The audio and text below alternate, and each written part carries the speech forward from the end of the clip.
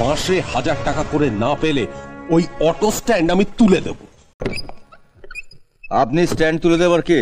ওই জায়গাটা কি আপনার কেনা জায়গা? ওই তুই কে? পারমিশন না নিয়ে আমার চেম্বারে ঢুকে পড়লি কেন? আমি ওই অটোওয়ালা রতন, যাকে তুলে আনার জন্য আপনি পুলিশ পাঠিয়েছিলেন। ও, তুই সেই হারামি অটোওয়ালা? স্যার, আমি কিন্তু ভদ্রলোকের ছেলে। চুরি জোচ্চুরি তোলাবাজি না করে পেটের দায়ে অটো রিক্সা চালাই। আমার সঙ্গে খিস্তি দিয়ে কথা বললে আমিও কিন্তু খিস্তি দিয়ে কথা বলবো।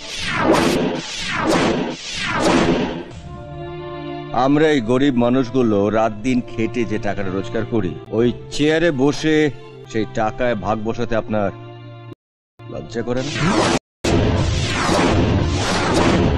আপনি রাস্তায় ভিখারিদেরকে দেখেননি কিরম করুণ চোখে ভিক্ষে চায়? আপনিও আজ থেকে করুণ চোখে ভিক্ষে চাইবেন। গলা চড়িয়ে ভিক্ষে চাইলে কেউ কি ভিক্ষে দেয়? মুখ সামলে কথা বল, নইলে ঘাড় ধরে লকাপে ঢুকিয়ে দেবো।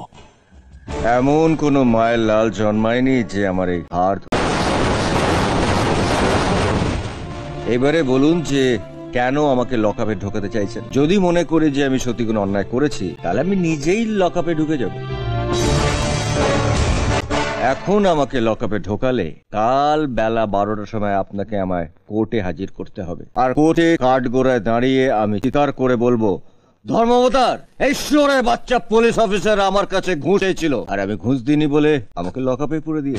তোর সাহস তো কম নয়, তুই এই থানার মধ্যে দাঁড়িয়ে আমাকে শুয়োরের বাচ্চা বলছিস? থানায় দাঁড়িয়ে কোথায় বলছি, শুয়োরের বাচ্চা বলবো তো কোর্টে দাঁড়িয়ে, যেখানে আরো অনেক লোক শুনতে পাবে।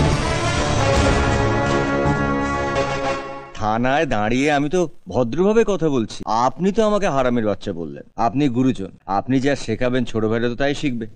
আপনি আমাকে আরেকবার হারামি বলুন, আমিও আপনাকে হারামি বলবো এই সবার সামনে দাঁড়িয়ে।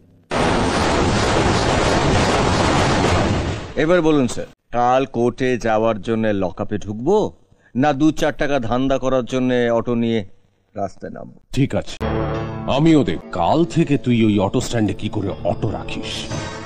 কাল অটো স্ট্যান্ডে আমার অটোটা রাখবো, ক্ষমতা থাকলে তুলে দেবেন।